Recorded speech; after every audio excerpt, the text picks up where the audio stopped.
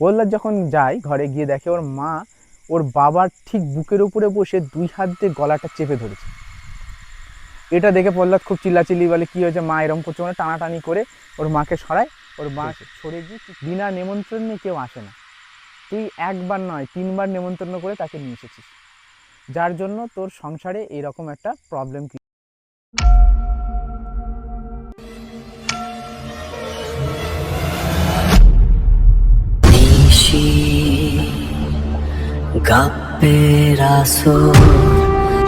যেখানে প্রতিটি গল্পের আড়ালে লুকিয়ে আছে এক ভয়ঙ্কর সত্য। নমস্কার নমস্কার, নিশি গপ্পের আসরে সবাইকে স্বাগত। তোমরা এখন পৌঁছে গেছো নিশি গপ্পের আসরে, আর চুপ করে কিছুক্ষণ বসো, সত্য ভৌতিক ঘটনা শোনার জন্য রেডি হও। তো তার আগে আমি আজকে যেখানে এসেছি রোজগার নেয় আমরা সেই জায়গাটাকে তোমাদের দেখিয়ে নেব।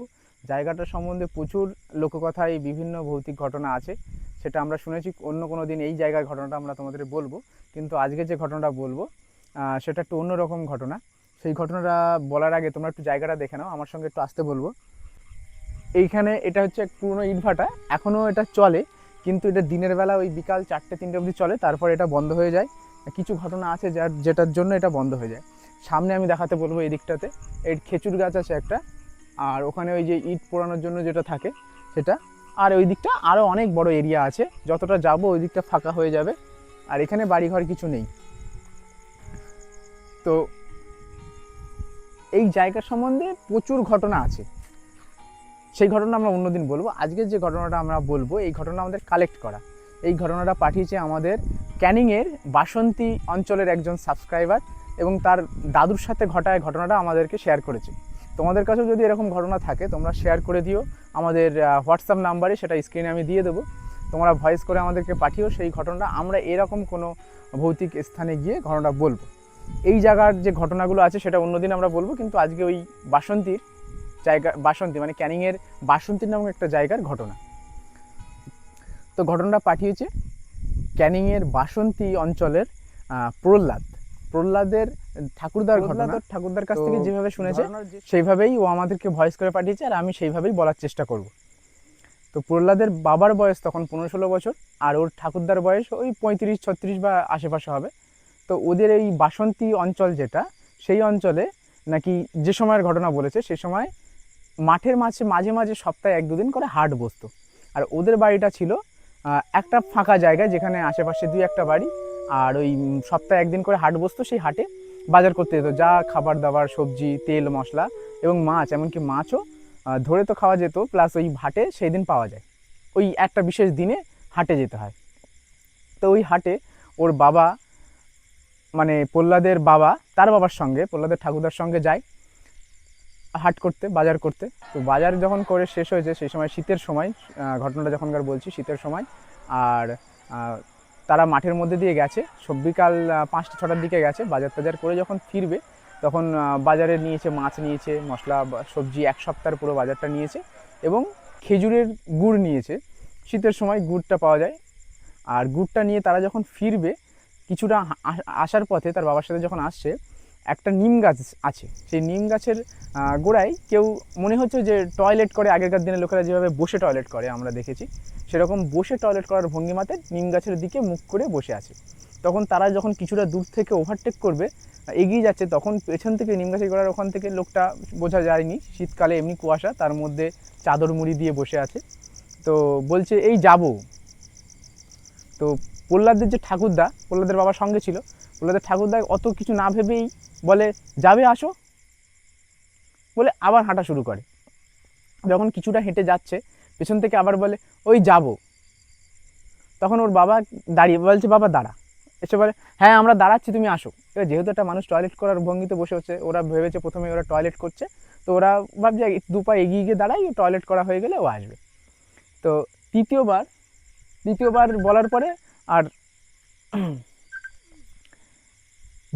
বলার পরে আর তারা ওই দিক থেকে আর কোনো যাবো শব্দটা শুনতে পায় না। কিন্তু প্রহ্লাদের ঠাকুরদা নিজে থেকেই কিছুটা এগিয়ে গিয়ে বলে কি হলো, আমরা অপেক্ষা করছি তো, আসো। ঘটনাটা এখান থেকেই সূত্রপাত হয়। 3বার একটা ব্যক্তিকে সে আসার আমন্ত্রণ জানায়। এবার ঘটনায় আমরা পৌঁছাবো। এই ঘটনা এই অবধি থাকলো।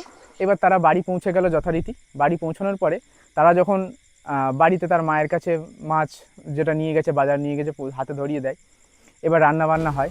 রান্নাবান্না করার পরে তারা যখন খেতে বসে, তার মধ্যে বলা হয়নি, যখন রান্না করছিল তার মা দেখে একটা দূরে ছায়ামূর্তি মতো দাঁড়িয়ে, কিছু একটা দাঁড়িয়ে আছে পুকুর পাড়ে। তখন ওর মা, প্রহ্লাদের যে বাবা, ছোট ছিল প্রহ্লাদের বাবার মা, তাকে ডাকে যে কিরে তোর বাবাকে একটু তাড়াতাড়ি ডেকে নিয়ে আয়। এবার ওরা বেরিয়ে যায়, গিয়ে বলে ওখানে যখন কেউ দাঁড়িয়ে আছে কিনা। এবার ওরা যথারীতি দেখে কেউ দাঁড়িয়ে নেই, ওখানটায় কিছুই নেই। তো বলে চোখের ভুল বলে ওরা আবার ঘরে চলে যায়। আর ওর মা যেরকম রান্না করছিল সেরকম রান্না করে খেতে দেয় সবাইকে। যখন খেতে দেয়, মানে খাবারটা এতটাই লবণে পুড়ে যায়, হঠাৎ করে প্রহ্লাদের যে ঠাকুরদা, সে খুব রেগে যায়। গিয়ে যে সারাদিন পরে এত কষ্ট করে বাজার ঘাট করে নিয়ে আসার পরে এরম রান্না বলে ওই তরকারির কড়াইটা ধরে বাইরের দিকে পুকুর পাড়ের দিকে ছুঁড়ে মারে। খায় না, মাছের তরকারিটা আর খায় না, এত লবণ হয়ে গেছে। যাই হোক, আগেরকার দিনের মানুষের এরকম রাগ থাকতে পারে। তো যেহেতু খায় না, তো এবারে এইভাবে কোনো রকমে উঠে যায় তারা। এবার প্রহ্লাদের বাবার মা যখন যায় যে কড়াটা আনার জন্য, সে গিয়ে দেখে যে তরকারিটা ছুঁড়ে মেরেছিল, ছড়াতে ছড়াতে তো যাবে, সেখানে কোনো তরকারি পড়ে নেই বা কোনো মাছ বা কিছু নেই। তো ভাবে কুকুরে বা কোনো বিড়ালে চেটে খেয়েছে। এবার কড়ার ধারে গিয়ে দেখে কড়ার গায়ে তো তরকারিটা থাকার কথা, মনে হচ্ছে কেউ ঘষে মেজে দিয়ে গেছে, কিন্তু সেটা জিভ দিয়ে। এই কারণে বলছি, একদম কিছুটা কিছুটা হালকা তরকারির রেস্টটা লেগে রয়েছে, আর পুরোটা পরিষ্কার করা। তো কড়াটা একদম পরিষ্কার করা। এবার প্রহ্লাদের যে ঠাকুমা, উনি ভাবে যে তাহলে কুকুরে মুখ দিয়েছে, উনি আবার লাঠিতে করে কড়াটা নিয়ে পুকুর পাড়ে রেখে দেয়, যে কুকুরে যেহেতু মুখ দিয়েছে সেহেতু উনি আর ছোঁয়াছুঁই করবে না। পরের দিন চান করার পথে ওটা মেজে উনি ঘরে তুলবে। তো যেহেতু যথারীতি তারা ঘুমাতে যায় সবাই। অর্ধেক রাতে যখন হয়, তখন প্রহ্লাদের বাবা, যার 15-16 বছর বয়স সেই সময়, সে দেখে তার মা ঘুমের মধ্যে বোবাই ধরার একটা শব্দ আছে, বোবাই ধরলে যেরকম করে হাত পা ছড়াছড়ি বা কিছু একটা কথা বলছে বা ছটফট করছে, সেরকম করতে থাকে। তো ওর বাবা মা গিয়ে আবার ছেলে গিয়ে ডাকাডাকি করে, তা ওর মা কোনোরকম সাড়া দেয় না। সাড়া না দিয়ে ওটা বন্ধ হয়ে যায়, ছটফটানিটা বন্ধ হয়ে যায়, গিয়ে অন্যদিকে পাশ ফিরে ঘুমায়। সেহেতু ওরা ভাবে যে না, ঘুম ভেঙেছে। এবার যেহেতু ঝামেলাটা হয়ে গেছে রান্নার পরে, তো সেহেতু ওরা আবার ঠিক আছে, মা তাহলে ঘুম ভেঙেছে, হয়তো অন্যদিকে ঘুরে শুয়েছে। তো ওরা ওদের ঘরে আবার চলে যায়। যথারীতি পরের দিন সকাল হয়। সকাল থেকে ওর মার বিহেভিয়ার একটু চেঞ্জ হয়।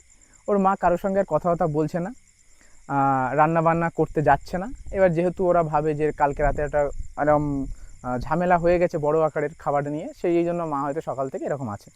তো পাশের কাকিমারদের কাছ থেকে সেদিনকে রান্না বান্না যা হয় খায়, ওর মাও কি খায়। ঠিক সন্ধ্যেবেলা ওর মা আবার রান্না করতে যখন যাচ্ছে, তখন ওর মা আবার আগের দিনের মতো ডাক দেয় যে বাবা এখানে আয় তো, ওই পুকুর পাড়ে কে দাঁড়িয়ে রয়েছে দেখতো। তো যথারীতি ওরা আবার যায়, গিয়ে দেখে কেউ নেই। সেমভাবে ওই দিন তরকারিটাও আবার খাওয়ার সময় ওর বাবা বলে যে তুমি তরকারিটা আবার লবণে পুড়িয়ে রেখেছো বলে, সেই দিন আবার একটু ঝামেলা হয়। তো রান্না নিয়ে এই ঝামেলাটা 2 দিন পর পর হওয়ার পরে রাত্রে যখন ওরা আবার ঘুমাতে যায়, তখন হঠাৎ করে প্রহ্লাদের বাবা রাত্রে চেঁচামেচি শুরু করে। প্রহ্লাদ যখন যায় ঘরে, গিয়ে দেখে ওর মা ওর বাবার ঠিক বুকের উপরে বসে 2 হাত দিয়ে গলাটা চেপে ধরেছে। এটা দেখে প্রহ্লাদ খুব চিল্লাচিল্লি বলে কী হয়েছে মা এরকম করছে, মানে টানাটানি করে ওর মাকে সরায়। ওর মা সরে গিয়ে চুপচাপ আবার অন্যদিকে মুখ করে বসে পড়ে। প্রহ্লাদের বাবা উঠে তো খুব রেগে যায় যে কি এরকম আচরণ। আর তখনকার সময় অনেকটা গ্রামের পরিবেশ, স্বামীর প্রতি কেউ জোরে কথাও বলেন। আর সেই জায়গায় দাঁড়িয়ে সেই সময় ওই প্রহ্লাদের ঠাকুমা তার ঠাকুরদার গলা চাপছে বুকের উপরে বসে। তো ঘটনাটা ওদের কাছে খুব লাগে। তো লাগাতে ওরা একটু ভয় পায়। ভয় পেয়ে ওই দিন রাত্রেবেলা ওর মাকে বোঝায় কি হয়েছে না হয়েছে, শোনে। তো শোনার পরে দ্বিতীয় দিন এইভাবে কেটে যায়, ভয় করে কেটে যায়। তৃতীয় দিন আবার রাতে পৌঁছে যাচ্ছি আমরা। রাতে ওর মার বিহেভিয়ার আরও উগ্র হয়ে যায়। ওর মা ছেলেকে মারতে যাচ্ছে, ওর বাবাকে খুন করার থ্রেট দিচ্ছে যে তোর রক্ত খাবো, তোকে শেষ করব, এরকম বিনা কারণে গালাগালি দিচ্ছে। তো ওর বাবা তখন কিছুটা একটা সন্দেহ করে, মানে প্রহ্লাদের বাবার বাবা তো সন্দেহ করে। করার পরে উনি কি করে, ওই রাতে ওনাকে ওনার বউকে কোনো রকমের দরজা দিয়ে উনি ছেলেকে নিয়ে চলে যায় ওনার এক মেশো, যেই তন্ত্রক্রিয়া করে মানে মোটামুটি জানে, তার মাঠ দিয়ে সে তার বাড়িতে গিয়ে ওঠে রাত আর 8টা 9টা 10টার সময় হবে হয়তো, গিয়ে ডাকাডাকি শুরু করে। এবার ডাকাডাকি করার পরে যখন বেরিয়ে আসে ওনার মেসো, এসে বলে কি হয়েছে, তো বলে এরকম একটা ঘটনা ঘটেছে, তুমি আমার সঙ্গে একটু আমার বাড়িতে চলো, আমরা কেউ থাকতে পারছি না, এমনি ফাঁকা মাঠের মাঝখানে ছেলেকে নিয়ে থাকি, আর তারপরে আগের দিন আমার এরকম গলার বুকের উপরে বসে গলা চেপে ধরেছে ঘুমের মধ্যে, আর আজকে ছেলেকে আমাকে মারার নানা রকমভাবে ছুঁড়ে মারছে, জিনিস আমাদেরকে ভয় দেখাচ্ছে। তো বলছি ঠিক আছে দাঁড়া আমি যাব। তো উনি যখন ওনার সাথে আসে, এসে যখন এই বাড়ির ভিটেটা থাকে ঢুকবে, তখন উনি দাঁড়িয়ে যায় ওনার মেসো। উনি কিছু একটা আন্দাজ করে বলে না আজকে আমি আর যাব না। বলে কেন, কি হয়েছে? বলছে না আজকে আমার যাওয়া সম্ভব না, তোরা যা বাড়িতে এনেছিস তা খুবই খতরনাক জিনিস, খুবই ভয়ানক জিনিস, এর জন্য আমাকে একটু প্রস্তুতি নিতে হবে, কালকে সকালে আয়। বলে উনি আবার রিটার্ন করে বাড়ি চলে যায়। তো রাতটা কাটে, সকালবেলা যখন যায় বলে তোরা বল ঘটনাটা প্রথম থেকে বল, ঘটনার শুরুর থেকে বল। তখন ওনার বাবা বলে এরকম আমি আর ছেলে হাটে গেছিলাম, বাজার করে এসেছিলাম, আসার পরে মাছ এনে রান্না করতে দিয়েছি, তারপরের থেকে এরকম তরকারি আমি ফেলে দিয়েছি, সেই দিন থেকে বিহেভিয়ার চেঞ্জ। তারপরে বল তার মধ্যে কিছু ঘটনা ঘটেছে? তখন ওর বাবা বলে না সেরকম ঘটনা ঘটেনি, কিন্তু ছেলেটা তখন বলে, প্রহ্লাদের বাবা বলে হ্যাঁ হ্যাঁ আমাদের একজনকে দাঁড়াতে বলেছিল, আর আমরা দাঁড়িয়েছিলাম, তাকে ডেকেছিলাম, তারপরে পেছন থেকে তাকে আর দেখতে পাইনি পরে। তখন ওর বাবা বলে হ্যাঁ এরকম একজন নিম গাছের গোড়ায় টয়লেট করছিল, আর আমাকে বলেছিল দাঁড়া যাব, আর আমি 3বারই বললাম হ্যাঁ আসো। তখন বলছে তুই একদম সর্বনাশ করে দিয়েছিস। বলছি কেন, কি হয়েছে? বলছে তুই যাকে ডেকে নিয়ে এসেছিস সেই তোর বাড়িতে এসেছে, বিনা নেমন্ত্রণে কেউ আসে না, তুই একবার নয় 3বার নেমন্তন্ন করে তাকে নিয়ে এসেছিস, যার জন্য তোর সংসারে এরকম একটা প্রবলেম ক্রিয়েট হয়েছে। বলছে তাহলে উপায় কি হবে? তখন বলে যে এই যে জিনিসটা তুই নিয়ে এসেছিস অনেকটা ভয়ানক জিনিস, যার সাথে যদি আমার লড়তে হয় আমার শক্তি কিছুটা বৃদ্ধি করতে হবে, আমার মন্ত্রকে জাগাতে হবে, আর আমাকে 7 দিন ব্রহ্মচর্য পালন করতে হবে। ব্রহ্মচর্য, নিরামিষ খেতে হবে, ভালো আমার মন্ত্র যা আছে গুরুর দেওয়া সেগুলোকে নিয়ে আমাকে প্রতিদিন চর্চা করতে হবে, এবং 7 দিন তোমার একটা তপস্যা টাইপের ধ্যান টাইপের কিছু একটা করতে হবে, যার পরে ওনার সেটা লড়াই করতে পারবে। এইটা শুনে ওরা বাড়ি আসে, আসার পরে দেখে ওই যিনি মহিলা ছিল উনি দিনের বেলাতেও বলছে তোরা ডেকে এনে খেতে দিচ্ছিস না, খাবার ছুঁড়ে মারছিস, তোদের এত বড় সাহস। তো তখন উনি খেয়াল করে খুঁটি, যেগুলো বাঁশের মোটা মোটা খুঁটি হয়, খুঁটিতে অজস্র কামড়ানোর দাগ, মানে ওই মহিলা উনি কামড়েছে, পুরো খুঁটিটাকে কামড়েছে, নখ দিয়ে আঁচড়েছে, পুরো মাটির মানে বারান্দাটাকে কিছু খুঁড়ে খুঁড়ে বের করার চেষ্টা করেছে। তো এইগুলো দেখে ওরা প্রচণ্ড ঘাবড়ে যায়। এইভাবে কোনো রকমের 7টা দিন অনেকে বেঁধে বা পাশের বাড়ির যারা কাকা কাকি ছিল তাদেরকে এনে বেঁধে টেঁধে কোনো রকমে রেখেছে, আর তার মধ্যে ওরকম বীভৎসভাবে চেঁচামেচি আর ওই থ্রেট দিচ্ছে ওর বাবাকে মারবে। তো এই করতে করতে 7টা দিন কেটে যায়, আর যা 7 দিনের মধ্যে হয় তারা ওই প্রহ্লাদের ঠাকুরদাই জানে যে তারা কিভাবে সহ্য করেছে, আমরা তো ঘটনা শুনে বলছি।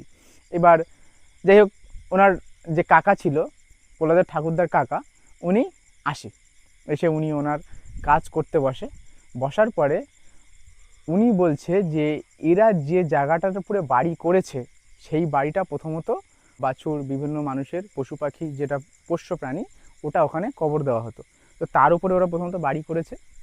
আর ওই যে এন্টিটি তার আশেপাশে চলাফেরা করে, তো একদিন ওনাদের সাথেই ওই বাজারে গেছিলো, আর ফেরার পথে উনি অপেক্ষা করছিল একটা নিমন্ত্রণ, ওনার বাড়ি ঢোকার জন্য একটা কোনো রকম নিমন্ত্রণ দরকার, আর সেই নিমন্ত্রণের জন্য উনি একবার বলেছিল যে এই যাব, আর ওনার মানে ঠাকুরদা 3বার নিমন্ত্রণ করে সঙ্গে নিয়ে এসেছে, যার ফলস্বরূপ ওনার মাকে এইভাবে ধরেছে, আর ধরে বিভিন্ন অত্যাচার করছে।